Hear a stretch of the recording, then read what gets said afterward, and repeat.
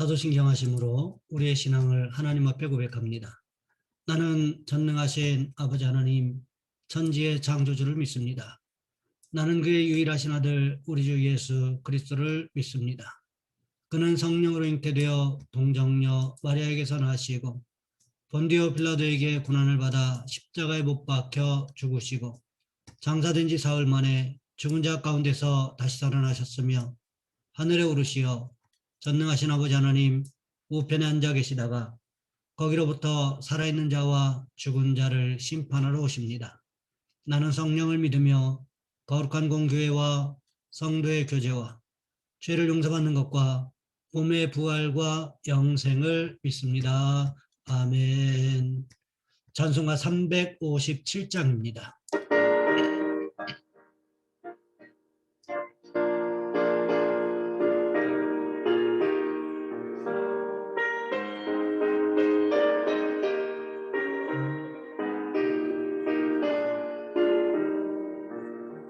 주 믿는 사람이 일어나 다 힘을 합하여 이 세상 모든 마귀를 다 쳐서 멸하세. 저 앞에 오는 적군을 다 싸워 이겨라. 주 예수 믿는 힘으로 온 세상이 이기네. 믿음이 이기네. 믿음이 이기네. 주 예수를 믿음이 온 세상이 이기네. 온 인류 마귀 괴율로 큰 죄에 빠지니 진리로 띠를 띠고서 늘 기도드리세. 참 믿고 의지하면서 겁없이 나갈 때 주 예수 믿는 힘으로 온 세상이 이기네. 믿음이 이기네. 믿음이 이기네. 주 예수를 믿음이 온 세상이 이기네.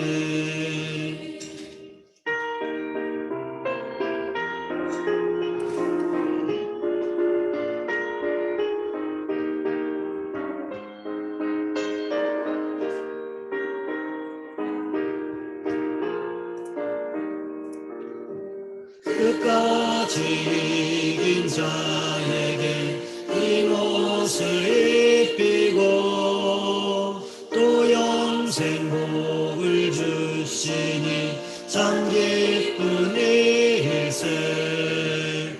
이 어두운 세상 지나서 저 천성 가도록 주 예수 믿는 힘으로 온 세상이 이기네. 믿음이 이기네. 믿음이 이기네. 주 예수를 믿음이 온 세상이 이기네.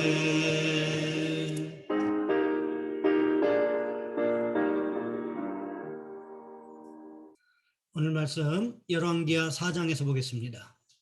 열왕기하 4장 17절로 37절까지 말씀입니다.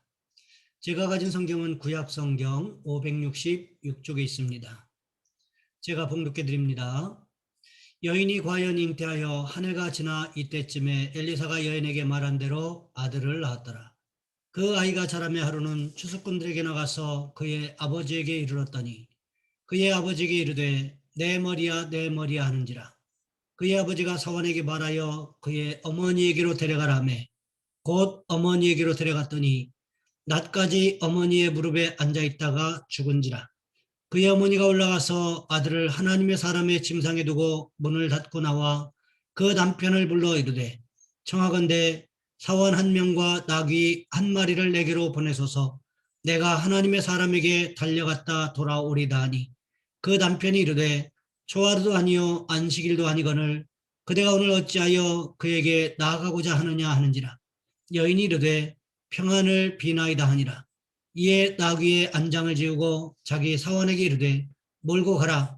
내가 말하지 아니하거든 나를 위하여 달려가기를 멈추지 말라 하고 드디어 갈멜산으로 가서 하나님의 사람에게로 나아가니라. 하나님의 사람이 멀리서 그를 보고 자기 사원 게하시에게 이르되 저기 수냄 여인이 있도다. 너는 달려가서 그를 맞아 이르기를 너는 평안하냐? 내 남편이 평안하냐? 아이가 평안하냐 하라 하였더니 여인이 대답하되 평안하다 하고 산에 이르러 하나님의 사람에게 나아가서 그 발을 아는지라. 게하시가 가까이 와서 그를 물리치고자 하매 하나님의 사람이 이르되 가만두라. 그의 영혼이 괴로워하지만은 여호와께서 내게 숨기시고 이르지 아니하셨도다 하니라. 여인이 이르되 내가 내 주께 아들을 구하더이까 나를 속이지 말라고 내가 말하지 아니하더이까 하니 엘리사가 게하시에게 이르되 내 허리띠를 묶고 내 지팡이를 손에 들고 가라. 사람을 만나거든 인사하지 말며 사람이 내게 인사할지라도 대답하지 말고 내 지팡이를 그 아이 얼굴에 놓으라 하는지라. 아이의 어머니가 이르되 여호와께서 살아계심과 당신의 영혼이 살아 계심을 두고 맹세하노니 내가 당신을 떠나지 아니하리이다. 엘리사가 이에 일어나 여인을 따라가니라. 게하시가 그들보다 앞서가서 지팡이를 그 아이의 얼굴에 놓았으나 소리도 없고 듣지도 아니하는지라. 돌아와서 엘리사를 맞아 그에게 말하여 아이가 깨지 아니하였나이다 하니라. 엘리사가 집에 들어가 보니 아이가 죽었는데 자기의 침상에 눕혔는지라. 들어가서는 문을 닫으니 두 사람뿐이라. 엘리사가 여호와께 기도하고 아이 위에 올라 엎드려 자기 입을 그의 입에 자기 눈을 그의 눈에 자기 손을 그의 손에 대고 그의 몸에 엎드리니 아이의 살이 차차 따뜻하더라. 엘리사가 내려서 집안에서 한번 이리저리 다니고 다시 아이 위에 올라 엎드리니 아이가 7번 재채기 하고 눈을 뜨는지라. 엘리사가 게하시를 불러 저 수냄 여인을 불러오라 하니 곧 부름에 여인이 들어가니 엘리사가 이르되 내 아들을 데리고 가라 하니라. 여인이 들어가서 엘리사의 발 앞에서 땅에 엎드려 절하고 아들을 안고 나가니라. 아멘. 오늘 본문의 말씀을 가지고 믿음으로 나아가라 라는 제목으로 함께 말씀을 살펴보겠습니다. 군대에서 22살 육군 소위 시절 수류탄이 터져서 오른팔을 잃었던 조서환 씨의 간증이 있습니다. 애경그룹과 KT에서 수많은 히트 상품을 배출하며 마케팅의 살아있는 전설로 불리는 이분은 군대에서 오른손을 잃어버리고 의수를 하고 나왔습니다. 직업군인으로 군대 생활도 끝났죠. 집은 가난했죠. 학력은 없었죠. 내 인생이 이렇게 끝나는구나 했습니다. 이분이 독실한 크리스찬인 아내를 만났어요. 부인이 눈물로 기도하며 남편을 위해서 하나님께 기도하고 온갖 헌신을 아끼지 않으니까 감동해서 다시 도전합니다.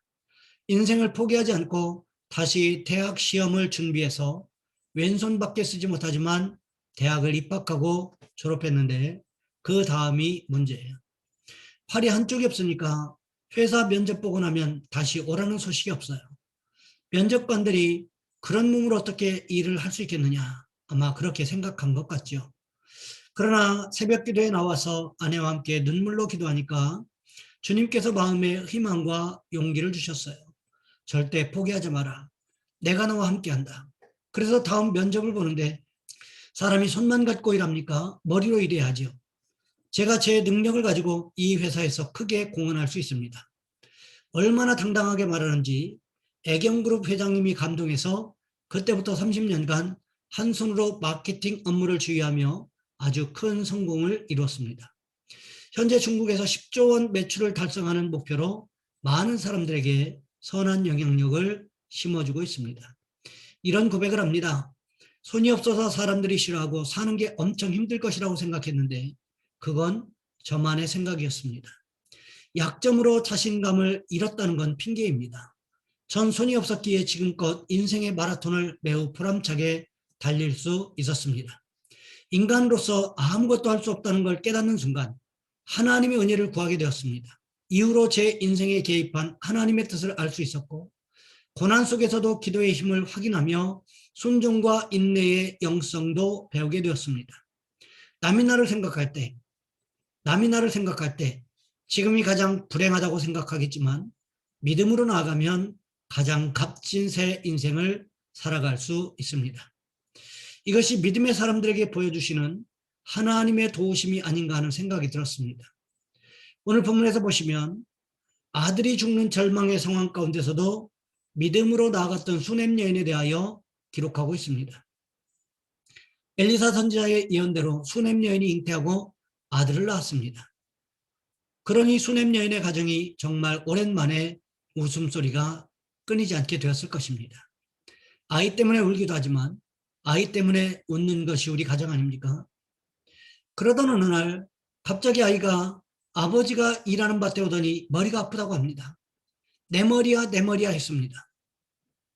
어쩌면 지나치게 햇빛을 많이 받아서 일사병이 걸린지도 모르겠습니다. 아니면 급성 열병을 앓았던 것 같습니다. 어쨌든 아이가 갑자기 죽어버렸습니다. 병에 걸렸으면 어떻게 고쳐보기라도 하겠지만 아이가 죽은 것은 부모의 입장에서는 절망 아닙니까? 어떻게 손을 써볼 방법이 없다는 거지요. 그럼에도 불구하고 이 여인이 어떻게 고백하고 있습니까? 오늘 본문 21절과 22절 말씀을 보시면 이렇게 기록하고 있습니다. 그의 어머니가 올라가서 아들을 하나님의 사람의 침상 위에 두고 문을 닫고 나와 그 남편을 불러 이르되 청하건대 사환 한 명과 나귀 한 마리를 내게로 보내소서. 내가 하나님의 사람에게 달려갔다 돌아오리다 하니 이미 죽은 아이를 엘리사 선지자가 머물던 방에 있던 침상 위에 올려놓고는 집에서 나왔습니다. 그러더니 남편에게 사환 한 명과 나귀 한 마리를 보내달라고 이야기합니다. 그리고는 갈멜산에 머물고 있는 엘리사 선지자를 찾아가겠다고 말하고 있습니다. 생각해 보시기 바랍니다. 아이가 죽었으면 부모로서 아이의 장례를 준비해야 될 터인데 오히려 아이의 어머니는 하나님의 사람인 엘리사 선지자에게 갔다 오겠다고 말하고 있습니다. 왜 그랬을까요? 임신하지 못하여 아이를 낳지 못하고 있을 때에도 엘리사 선지자가 내년 이맘때에 아이를 안아볼 것이라고 예언했는데 그대로 이루어지지 않았습니까? 그렇다면 이 아이가 죽고 사는 문제도 누구의 손에 달려있다고 생각했던 것일까요? 하나님의 사람인 엘리사 선지자의 손에, 즉 하나님의 손에 달려있음을 수넴 여인은 행동으로 고백하고 있다는 거지요. 남편은 아무 날도 아닌데 왜 엘리사 선지자를 찾아가느냐고 말했지만 그냥 괜찮다고 말할 뿐 어떤 이유도 말하지 않았습니다. 그리고는 갈멜산에 있는 엘리사 선지자에게로 달려갔습니다. 그때 갈멜산에 머물고 있던 엘리사 선지자가 나귀를 타고 달려오는 수넴 여인을 발견합니다. 그리고는 자신의 사원 게하시를 보냅니다. 오늘 보면 25절과 26절 말씀을 보시면 이렇게 기록하고 있습니다. 드디어 갈멜산으로 가서 하나님의 사람에게로 나아가니라. 하나님의 사람이 멀리서 그를 보고 자기 사원 게하시에게 이르되 저기 수넴 여인이 있도다.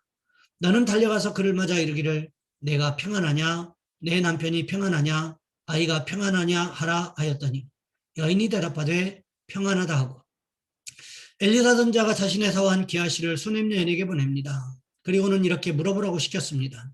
너는 평안하냐? 내 남편은 평안하냐? 아이가 평안하냐? 무엇을 이야기합니까? 한마디로 이야기하면 내 삶이 평안하냐고 묻고 있는 거지요. 하나님께서 주신 평안이 내게 임하기를 원한다는 축복의 선언이기도 했습니다. 이 말에 수넴 여인이 어떻게 대답하고 있습니까? 평안하다고 대답하고 있다는 거지요. 하지만 이렇게 평안으로 대답하고 있는 수넴 여인의 마음은 천갈래 만갈래 찢어지는 아픔을 간직하고 있었을 것입니다. 그럼에도 불구하고 수넴 여인은 어떻게 했습니까? 자신의 문제를 가지고 하나님 앞으로 하나님의 사람인 엘리사 선지자 앞으로 가지고 달려가기를 게을리하지 않았다는 것입니다. 우리에게도 이런 모습이 필요하다는 것입니다. 우리 인생에 부족함이 왜 없겠습니까? 왜 아픔이 없겠습니까? 왜 힘들고 어려운 문제들이 없겠습니까? 그때 참고 인내하는 것도 좋은 방법일 수 있지만 더 좋은 방법은 내가 해결할 수 없는 인생의 문제를 가지고 하나님 앞에 나아가는 것이 가장 좋은 방법일 수 있다는 것입니다. 히브리서 4장 16절 말씀에 보시면 이렇게 기록하고 있습니다. 그러므로 우리는 긍휼하심을 받고 때를 따라 돕는 은혜를 얻기 위하여 은혜의 보좌 앞에 담대히 나아갈 것이니라. 우리가 하나님의 은혜의 보좌 앞에 담대히 나아가 기도해야 하는 이유가 어디에 있습니까? 하나님의 긍휼하심을 받고 때를 따라 돕는 은혜를 얻기 위해서라는 거지요. 힘들고 어려운 일을 당했을 때 다른 사람의 격려와 위로와 도움이 얼마나 힘이 됩니까?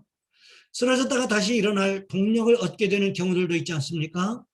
사람의 도움도 이렇게 큰 힘이 된다면 하나님의 도우심은 어떠하겠느냐는 거지요.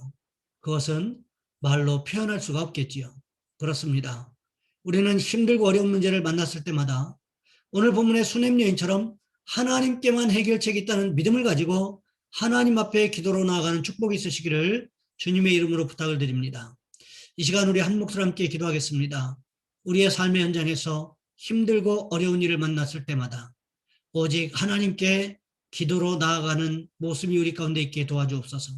또한 기도하실 것은 이 시간 우리 주여 한번 간절히 부르신 후에 한 목소리 함께 기도합니다. 주여, 사랑의 하나님, 우리를 도와주시기를 원합니다.